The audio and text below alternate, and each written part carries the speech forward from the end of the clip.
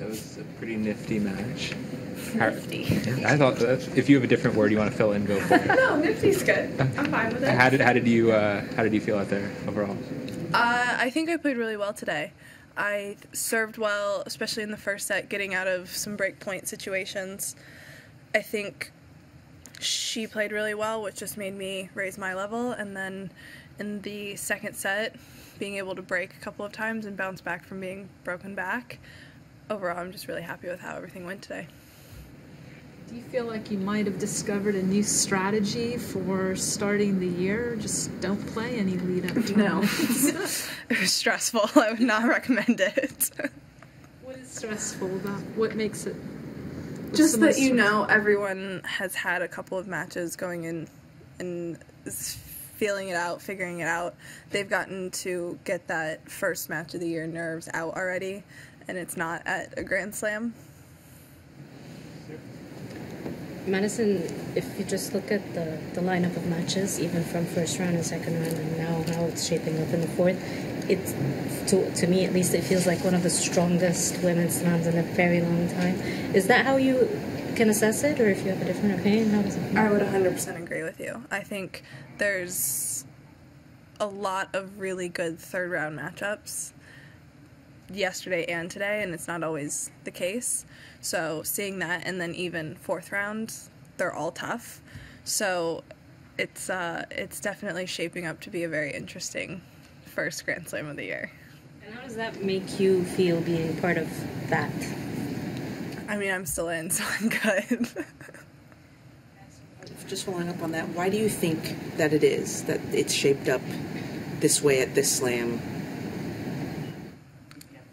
I don't know. I think everyone is just playing really well, and even the upsets aren't really upsets. Everyone is just playing really good tennis, and I think more than anything it's just the depth of tennis, because everyone who's winning is really good, and pretty much everyone that they've beaten is also very good. So no matter which way it went, everyone was thinking it was a good match anyways.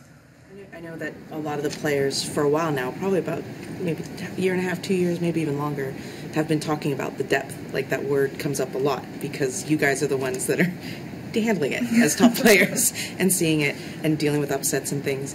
Do you feel at all in the conversations that you have with people that people are finally getting that?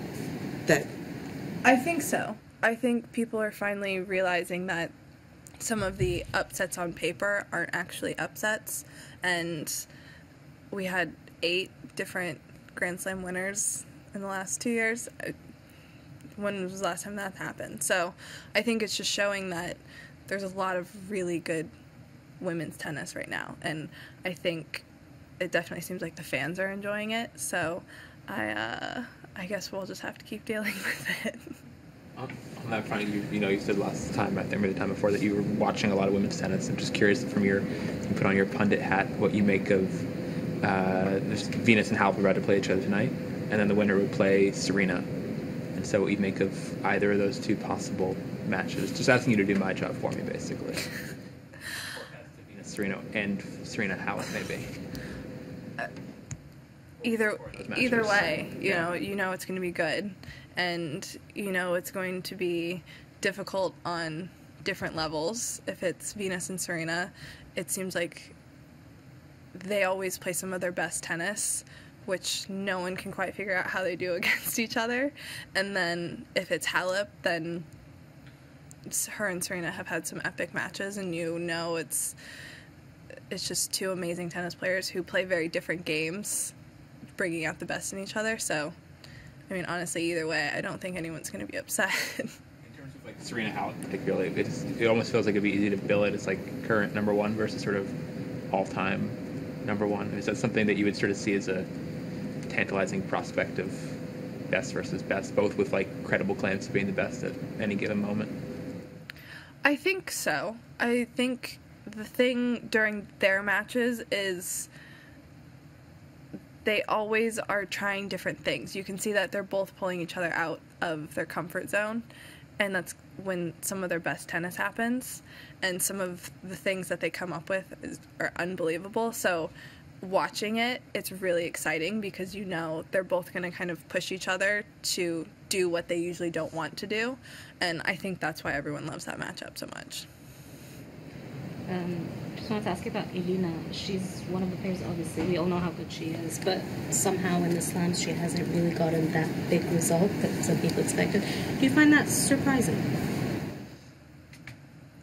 Surprising, yes. I definitely think she has figured it out, obviously, in a lot of the other tournaments, but I think it's difficult, obviously, to, play well for however many matches it takes to win a Grand Slam. But I think at the same time, she's always deep in a slam, usually. I mean, she's usually in the second week, so it's a difference of winning 1 or 2 matches, so I definitely think that she's always a contender at a slam.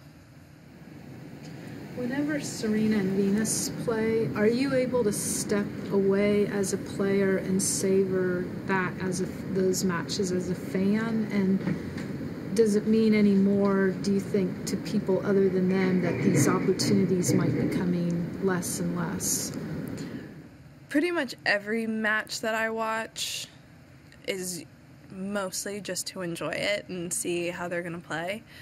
Venus and Serena, it's what everyone wants to watch. So I 100% just sit there and enjoy tennis and love watching them play because they were on when I was just starting, and they were both massive inspirations for me to start playing tennis. So to be able to see that play out all of this time later when I'm actually in the same draw is really special. Do you remember the first meeting between them that captivated you? I think they've kind of all meshed together over the years. Like, there's bits and pieces, but every time it's just, everyone is just on the edge of their seat watching them and enjoying it. Madison, could you imagine having to play one of your sisters? No. I feel like I'd want to beat the crap out of them.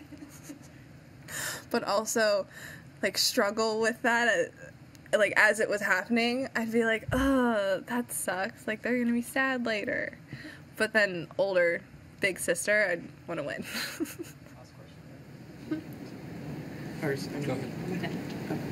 Just in terms of, you were talking about how other players might have had more opportunities to kind of play out their first match nerves.